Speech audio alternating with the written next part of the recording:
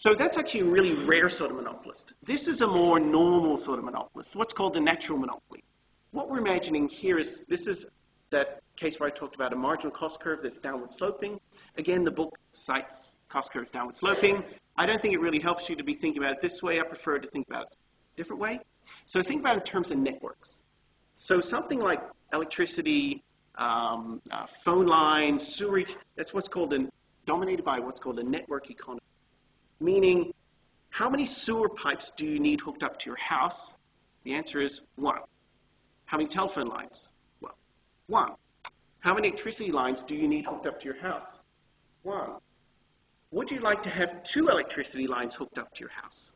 Does it make any sense for 2 companies to be individually selling you electricity? Well, not really, because then you'd have to build 2 of those sets of wires all up and down Australia. So that's what's called a network economy. A network economy means once you've built all the infrastructure, hooking up a new house is very inexpensive. Once you've laid all those pipes and wires in the ground, hooking up another home is dirt cheap. If someone else wants to come in and compete against you, they're going to have to install their own sets of pipes and wires in order to be able to compete. So these sorts of markets are what's called, they're dominated by decreasing costs of returns to scale, well, increasing returns to scale.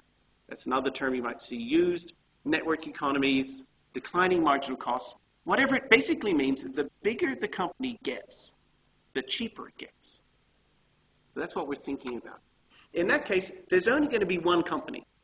There's only going to be one sewage services supplier in Bathurst. They're the guys that put the pipes in the ground first. Someone else trying to come in would have to build their own set of pipes, and that's going to be hideously expensive. So there's a problem. You've got what's called a natural monopoly, meaning how much can that guy then charge you to get sewage out of your house?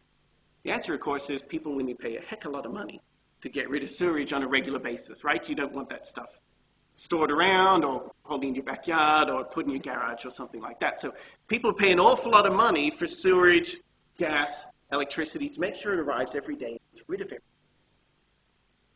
So that's what I want you to be thinking about. So there's only going to be one sewage supplier. So there's a problem. Electricity supplies like this. So Australia only needs one network, right? What you need is a bunch of wires that go from where the electricity is made. So there's great big coal-fired power plants all spread over Australia, right? Burning that dirty coal that's causing global warming. Goes from there, wires, your house. You don't need 2 wires going to your house, you just need the one.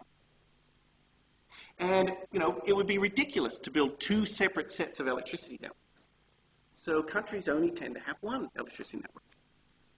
So this has been true all across the world. So we've reached kind of what I call the modern solution. The modern solution is that you split the electricity. So this is what's been happening in the last 30 years or so. You have really 2 electricity industries. One electricity industry, or one part of it, owns the wires. And there's only one of those guys. So one company like Telstra owns all of the wires in Australia. Then you have a whole bunch of different companies that provide the electricity. So coal is burnt in a lot of different parts of Australia by a lot of different companies. And you as a household buy your coal from an electricity company, Country Energy, Origin, whatever it is. You buy your electricity from them, and in a sense, they rent the wires. They rent the path along which the electricity goes to reach your house. So you have a split industry. The network-dominated part, the wires, is run by one company, and that one company is heavily regulated by the government. You can do this, you can do that, you can't do this. This is the price you have to charge. Right? So regulation prevents them saying, your house is going to cost $50 a month, but your house is going to cost $600. Why? Because we think you can pay more. Right? So we have steep regulation that prevents the guys who own the wires from being able to say things like that. But we do have lots and lots of different companies, and we assume that the competition will sort of even out what's happening in this electricity sales segment of the market. So that's essentially where we go now with what's called public utilities. Okay. So another case of sort of a natural monopoly is Rex flights into Bathurst. So there's only one airline. So if you go into What If and you look airline bookings, blah, blah, blah, or Serco airline bookings, and you type Bathurst wherever, the only name that pops up is Rex. because only Rex flies out of there.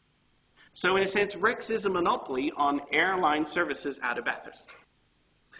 Now, but there's a problem, though, with saying that, we should be alarmed here, right? Is Rex going to be a monopoly that's able to screw their customers to the wall? The answer is, well, probably not. Because in a sense, there's lots of substitutes for airline services from Bathurst to Sydney. You could drive to Orange, catch a flight there. You could drive to Sydney, catch your international flight there, right? Bypassing the whole Bathurst to Sydney link. You could catch the bus/train/XPT to Sydney. So all those things, in a sense, are saying, yeah, but Rex is a monopoly supplier of air services, but we're probably not too worried about whether Rex is going to do something nasty. And yeah, probably Rex doesn't, except, as I said, on race weekend. And, okay. Probably shouldn't say anything nasty about that.